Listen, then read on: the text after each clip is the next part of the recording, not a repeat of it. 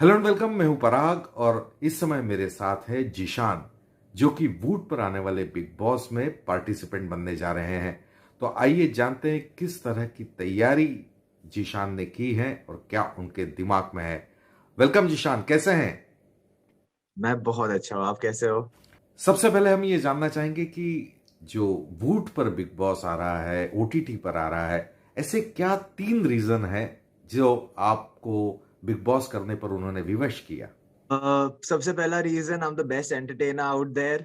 तो ऑब्वियसली मुझे एक बहुत ही अच्छा प्लेटफॉर्म मिल जाता है to show people, to entertain people. दूसरा है कि I want people to know कि जीशान खान एक्चुअली है कौन। जीशान खान इतना क्रेजी, इतना वैकी क्यों है। और तीसरा रीजन ये होगा कि obviously I get to meet Karan sir, Salman Khan. तो ये अपॉर्चुनिटी मैं जाने क्यों दूंगा। जीशान, ओटीटी पर करंट होस्ट कर रहे, जैसा हम सभी जानते हैं। और वैसे सलमान खान इसके होस्ट हैं बिग बॉस के। और सलमान खान हमेशा जो गलत करता है उसको चिल्लाते हैं, उसको डांटते हैं। लेकिन करण को हमने गुस्सा होते हुए बहुत कम देखा है। तो कैसे, क्या आप कहते हैं इस बारे में कि किस तरह से करण होस्ट करेंगे? क्या फर्क होगा इन दोनों में? यार, I think obviously Karan sir is one of the best directors out there. He's been entertaining us for so many years, so he understands कि एंटरटेनमेंट क्या होता है और कैसे होता है, और सही तरीके का एंटरटेनमेंट क्या होता है और गलत एंटरटेनमेंट क्या होता है। तो I think he will be fair. And obviously अगर कोई कुछ गलत कर रहा है तो मतलब एज अ नॉर्मल पर्सन आपको समझ में आ ही जाता है कि ये बंदा ठीक कर रहा है, सही चीजें कर रहा है, और ये बंदा गलत चीजें कर रहा है। तो आई थिंक अगर हम में से किसी ने कुछ गलत किया तो आई आई थिंक हमें करण सर का एक नया रूप देखने मिलेगा कि वो हम लोग को चिल्लाएंगे कि अच्छा ये करने आए हो तुम लोग। तो हाँ, मैं थोड़ा सा नर्वस, मैं बहुत एक्साइटेड हूँ क्योंकि मेरे पास एक स्टोरी भी है उन्हें बोलने। मेरे लाइफ से रिलेटेड है, बट जिसमें वो भी he is a part of it. But हाँ, मैं थोड़ा नर्वस भी हूँ। तो let's see, you can not expect anything because this would season is gonna be the best entertainment. उधर ऊपर होने वाला है। ऑफ कोर्स एंटरटेनमेंट तो होगा ही, लेकिन इसमें सबसे बड़ा मुद्दा ये कि आप 24 घंटे लाइव होंगे।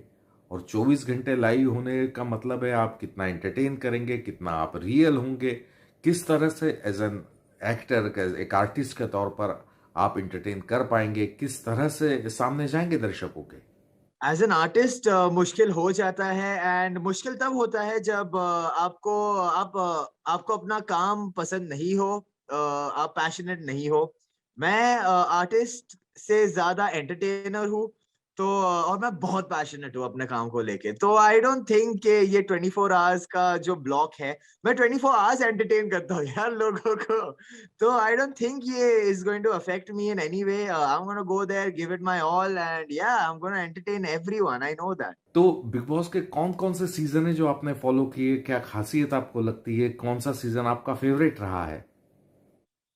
मैंने बहुत सारे सीजन्स फॉलो नहीं किए हैं, क्योंकि ऑब्वियसली जब बिग बॉस आता था, क्योंकि मेरी लाइफ की जर्नी ही ऐसी रही है कि मैं I used to travel for auditions. जब तक मैं आता था तब तक मैं देख नहीं पाता था। ऑलमोस्ट टुवर्ड्स द एंड थोड़ा बहुत मुझे देखने मिल जाता था, और मैं इतना थका हुआ होता था कि मैं सो जाता था। फिर जब मुझे काम मिलना चालू हुआ तो मैं काम में बिजी हो गया। बट मैं हमेशा से ही बिग बॉस का फैन रहा हूँ, और मैं कहीं ना कहीं ब्रेक्स में या किसी चीज में थोड़ा थोड़ा देखने की कोशिश करता था। तो उस हिसाब से I I enjoyed all the seasons a lot, and I am not someone who will dwell on the past seasons, क्योंकि अब वो हो चुके हैं। अब आने वाला है वूड का सीजन ऑनलाइन, जिसमें मैं हूँ। तो मैं आपको बताऊंगा। आप मुझे ये पूछिए कि आप क्या करने वाले हैं घर में। क्या करने वाला हूँ मैं? आतंक मचाने वाला हूँ घर में। मैं एंटरटेन करने वाला हूँ सब लोगों को, और जो मैं मसाला मेरे व्लॉग्स में लेके आता हूँ, अब उसमें ही थोड़ा और तड़का डाल के मैं बिग बॉस के घर में आ रहा हूँ। जीशान, बहुत सारे लोग बिग बॉस के इस गेम में पार्टिसिपेंट होंगे। और जैसा बिग बॉस के हमने पहले के सीजन्स में भी देखा है कि कई बार किसी तू में हो जाती है, हाथापाई हो जाती है, कोई हाथ उठा देता है, कोई गालियां दे देता है। उसके लिए आप कितना प्रिपेयर है? क्योंकि यहाँ पर कुछ भी हो सकता है। जब मैं बिग बॉस से घर में आने भी वाला था, मैंने बहुत ही गिने चुने लोगों को कहा था कि मैं आने वाला हूँ, और सबने कहा था अरे भाई यार बिग बॉस में रहना है तो झगड़े करने पड़ते हैं, झगड़े करना, ये करना वो करना, किसी और का झगड़ा हो रहा है तो तुम बीच में घुस जाना और अपना बना लेना। तो मैंने तभी भी उन्हें कहा था कि ये मैं एज अ पर्सन नहीं हूँ, और मेरा मेन मोटिव बिग बॉस में जाने का ये है कि I want to show people कि जीशान खान एक्चुअली है कौन। ये इतना क्रेजी गूफी है, but he is also very nice person, he has a pure heart, he has pure intentions.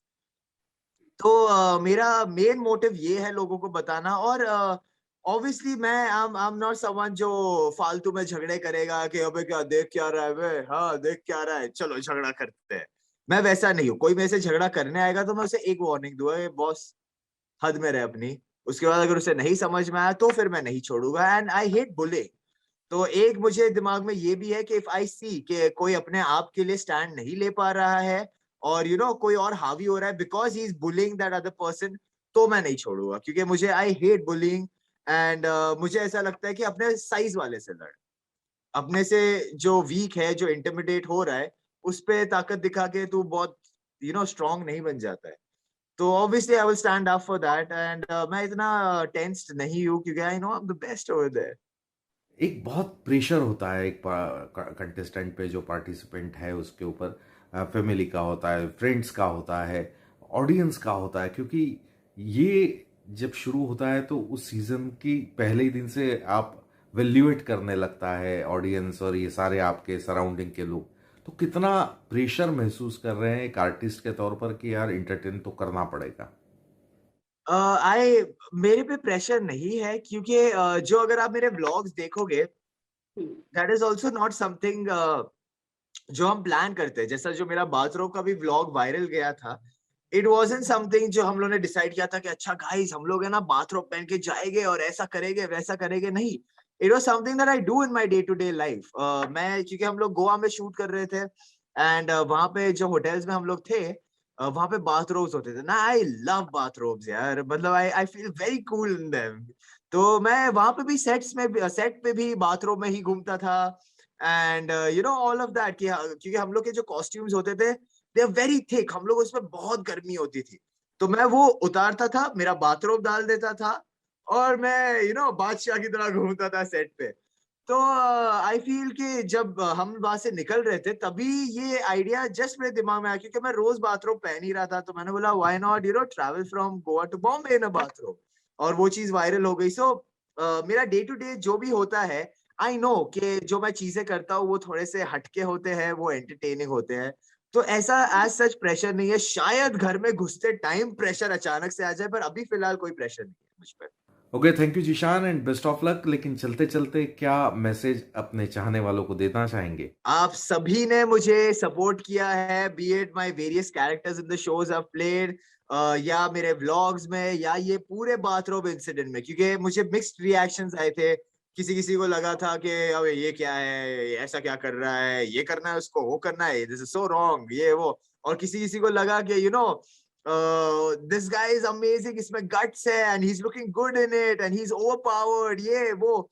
तो एक मिक्स्ड रिएक्शन आए। तो to all my fans out there, आप लोग ने मुझे हमेशा सपोर्ट किया है।